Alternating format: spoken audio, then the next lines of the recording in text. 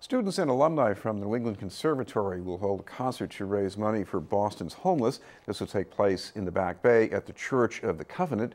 Joining us are one of the organizers and alumnus for the concert, Austin Burns, and the church's pastor, Reverend Rob Mark. Thank you both very much for being with us. Thank you, Chris. I want to start with Austin because you did this last year when you were still a student, and you were responding to a crisis, right? Yeah, the closing of the Long Island shelter, and the Long Island bridge that connected to that shelter. So it was really tragic. There were a lot of really great homeless services that were there, a lot of detox centers and things like that that got closed, and really there haven't been a lot of shelters that have opened since that met the need. I know Rob can speak to some of the ones that have. Rob, what about your take on this? Yeah, so we're really grateful that Austin and his crew are putting on another concert to raise awareness and to raise funds around this. I think I've been really moved by the community's response to the closing of the Long Island Bridge and its ramifications, including the city's response. But I think raising awareness like this around concerts and other things is really helpful as we try to zone in on the 1-year anniversary. What is it? October 9th, I believe, is the anniversary, and the concert is October 4th.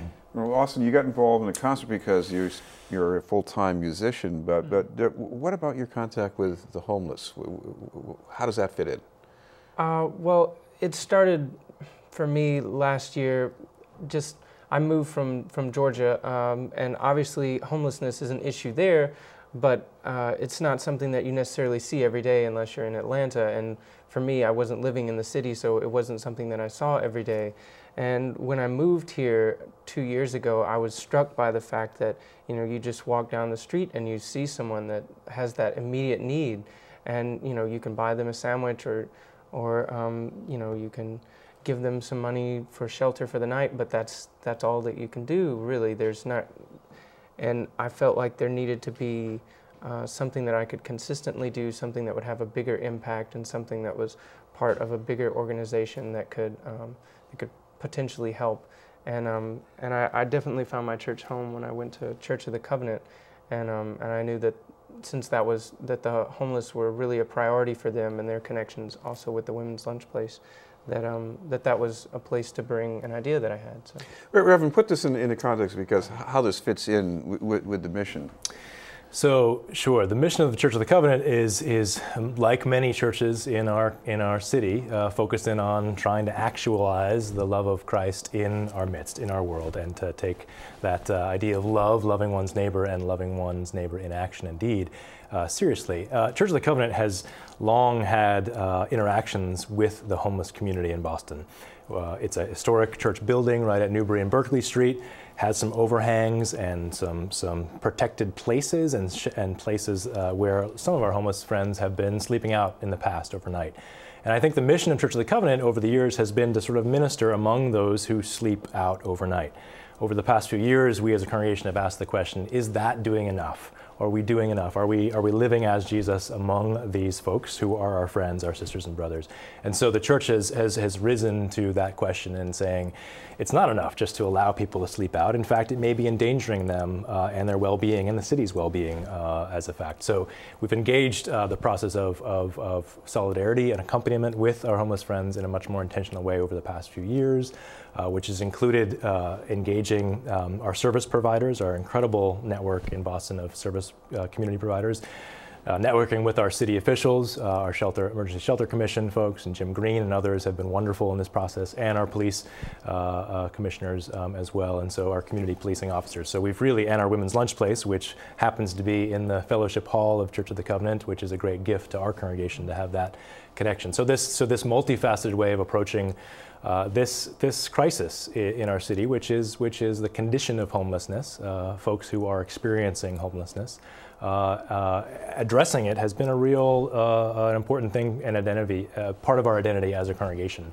And I think Austin's a great example of that, someone who's really taking this seriously. Austin, how will the proceeds be used exactly? So the proceeds, so this year, I should be clear, we're not doing physical donations just for the transportation hassle that we had last year. So it's just monetary donations, but they're going to go to Boston Warm, and the Women's Lunch Place, which, as Rob said, is in Church of the Covenant. Tell me a little bit about the audience who comes to a concert like this. Well, we're really hoping, to involve anyone and everyone. We especially want to invite the homeless community to come in because another secondary goal of the concert is really to show that music and art is a right for everyone, and that we want to invite those two communities to be together, to really have this shared experience, because a lot of times people get priced out of classical music, and they think that classical music is only for the upper echelon. And really, if you look at a lot of classical music, especially like Verdi, the things that he was writing really appealed to the larger public, and a lot of the tunes that these composers came up with around Verdi's time were really melodic. They were really simple. They had the forms of, simple pop songs. A lot of them like Neapolitan serenades. If you think about La Donna Mobile that everybody loves, that has so much in common with their, traditional popular music, and really, we wanted to show that classical music doesn't have these artificial boundaries that we like to put on them. Of course, the other part of this, Austin, is you've been at the conservatory, so you know there are people there who go through a whole lot of trouble to perform at Jordan Hall or even Symphony Hall. Yeah. But how does it feel? You do an event like this, and somebody who comes up who looks like they never go to Symphony Hall, they come up to you and they say, "Oh, that was great." How do I react? Yeah. How do you feel? Well, I'm very appreciative, and I'm really glad that I could share that experience with them. And I hope that it's on par. We definitely want to present a concert that could be at Symphony Hall or something. We want that quality for sure. And Reverend, how does this musical event help your church? Again, I take a lead not only from Austin's work, but the work of Women's Lunch Place. Their motto is dignity is everything, and just as what you're saying, to provide a place where there is a dignified atmosphere and exposure to the great arts in our midst is definitely in line with the mission of our church, which Church of the Covenant has a long love of the arts and all things musical and visual in our city as well, and just to take down some of those barriers. We took down a bridge, which may not have been the most healthy thing for a lot of those who are suffering as a result, but if we can take down some of those boundaries between the arts and between those who are experiencing homelessness, I see the light of Christ in those kind of settings, and so I'm really excited about this opportunity. Austin, we should mention the time and the exact place for people who are not familiar. Yeah, it's 2 o'clock on Sunday, October 4th, Church of the Covenant, 67 Newberry Street.